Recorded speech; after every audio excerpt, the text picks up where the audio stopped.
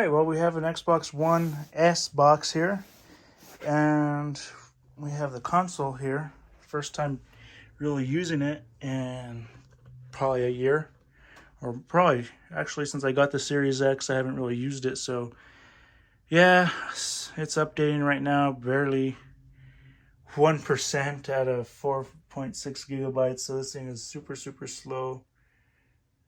But yeah, it's updating, so not really anything to look at. But we do have the box here for now. And once it's done, I'll show you the dashboard. So yeah, this is kind of the first look at what you would get back in 2016.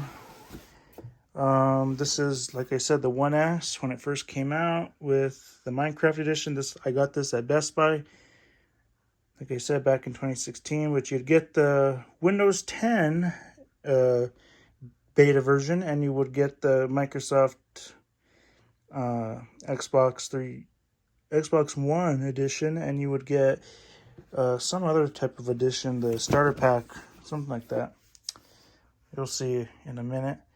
It does have the picture of Minecraft, the famous picture.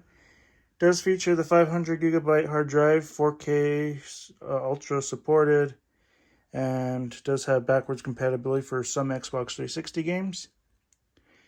And this actually would be a good console to put all my 360 games on. But yeah, that's what it looks like. Opening this box up, you will see your clouds, your famous clouds. You will see like these little Xbox cards for the digital game. So you will see that. Pretty cool. And then you will have your accessories box, which will hold your power cable, your HDMI, and your controller, as you can see right there. This, I believe, is just an extra cap for the actual battery caps, like for the back of the controller. I just have a Energizer thing back here, but I do have the original cap for it. And it does feature the startup guide, pretty simple, opposed from the 360 startup guide. So that's what you would see when you open the box and you flip it open, and it will show you just a quick how-to on how to hook up your controller, your Xbox, and your TV to the console. Shows you how to connect, put the batteries in, of course, pretty standard and common sense stuff here. Just how to connect your controller, and of course showing how your console and controller should be paired. And that's really it for the box. It's pretty simple. Doesn't have anything else. It does have, like I said, all the inserts and all the packagings for the console. And a lot of people throw away their boxes. I mean, to me, keep your boxes for a lot of reasons. Mainly because if you ever move, at least you have a thing to transport your console in, so it won't get damaged. Better to have the original packaging than have no packaging at all, or having to build your own packaging, your own box. So yeah, it's good to have that. It's good to have your original packaging anyway, because if you ever decide to sell your console, better to have the original than nothing at all, right? So adds more value to your console. So yeah, that's what the Xbox One S would look like. Like I said, very, very slow, and updating a lot slower than the Series X. But here we have the Xbox One Xbox One S, and as you can just see, you have your remote sensor right there at the bottom. You have your so you can pair your controller, and then you do have your disc eject button, your USB button, well, your USB port right there, and then in the back I believe you do. Oh, let me see if I can turn on this light here. I installed these lights for a nice little touch of accent lighting. You can see down here, pretty cool. Provides a nice light. But back here you can see you have your power port, your HDMI port. I believe you have another HDMI out port or in port, and then you have a USB, 2 USB ports right there. So I do have my LED lights hooked up to one and my charging station for my PS5 controllers right there. And then you have your Ethernet, and you have, I believe, another USB port or some sort of port there. So I kind of use this Xbox more as a power station to power this and to power a few other things. So that's what I use them for. And then I have my Kinect right on top of it for the 360. So yeah, this will take a while. While this is updating, I guess I will wait, and we'll come back to this video so you can see what the dashboard for the Xbox One looks like. If any of you have moved on from a Xbox One, you'll kind of be nice to look back and see what you were playing on a few years ago until the Series X came out, which was almost impossible to find until now. So at least now you can find them. But yeah, this is the controller for the Xbox One S. Pretty good shape. I do have another controller, so for this console, I just happen to keep this one out. But I do have another controller. This one I was kind of using it as my daily driver, but mainly because I didn't have any other controllers. This one I had two Xbox Ones right here, so the original one. So this one kind of got heavily used, as you can see. So I had to finally retire it because, like I said, I was using it as my daily driver. Not really stable, kind of loud, a lot of poppy noises, especially when the vibration motors are going. But you can clearly see how much. You may not be able to see it clearly in the light, but you can see it's kind of shiny here. Shines up a lot more in real life, so definitely got used. Thumbstick is all kind of messed up, as you can tell. But down here is some scuffs. But it still works, surprisingly. So yeah, those are my 1S control. I mean, well, yeah, I guess my 1S now. Of course, I have my original 360 controllers there. Have my PS5 controllers. Should end up getting some more PS5 controllers eventually. Have my Raising Cane's 100th customer shirt.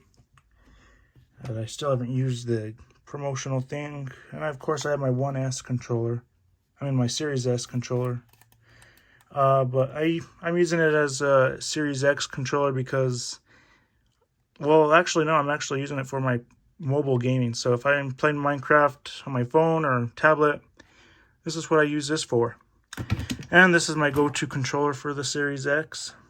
As you can tell, getting pretty used. And I, of course, have the original 360 controller for my 360 because the shiny power button, well, home button.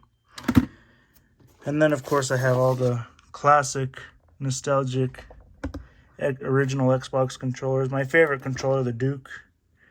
The controller that started it all. I have seen the remakes of these where it's an actual screen. You just push the controller button here and it will do the startup. I think that's like 75 from the Hyperkin controller company, but pretty cool design just to go back on. So yeah, well, that's updating. I will continue the video there, so see you soon. Alright, well, we're back here with the Xbox One S. Dashboard finally finished updating. And as you can see, those are all my gamer tags. Let's see what it does. Taking forever to load. Let me enter my password.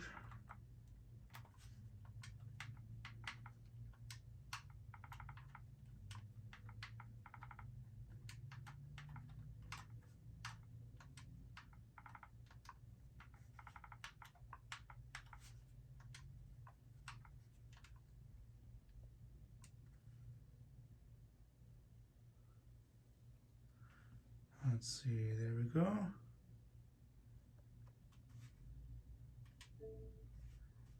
All right, well, this is it. Finally have the internet connected to this, so pretty much the same as the Series X, but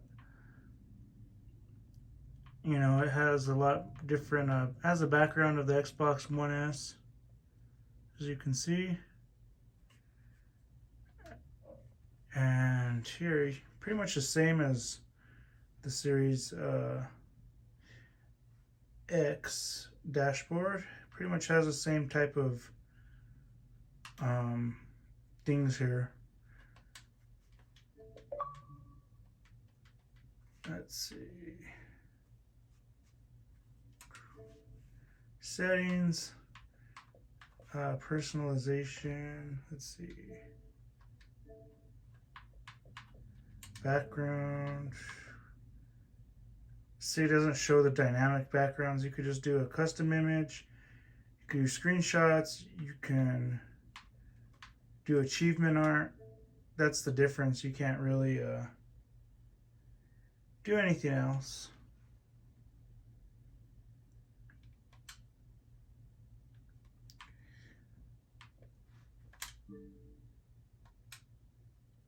You can customize the guide to have your profile picture over here, which would be better. And that's really it. Doesn't show it coming soon. Your new Xbox Home, quickly get to places, and maybe this is the new user interface that they're going to be talking about. I guess it will. I guess it'll look like that. Not sure why they would update the Xbox One and keep the Series X the same. You know, I mean, they're pretty much the same neck and neck. They are just a little bit different. One has more options than the other. So, yeah, that's a shame. But yeah, I guess that will do it for this video. Feel free to like, comment, subscribe, and share. Finally able to get this finished with fully updated. Like I said, I haven't really used this for quite some time now. So one thing I hate about the Xbox is that you can't just shut it completely off like the PS5. You have to go to power options and you have to go to shut down, and then it'll say completely shut down your Xbox. That's one thing I don't like about it, but it works. So anyway, feel free to like, comment, subscribe, and share. Hope you guys enjoy these Xbox videos and reviews. So until next time, we'll see you in the next one.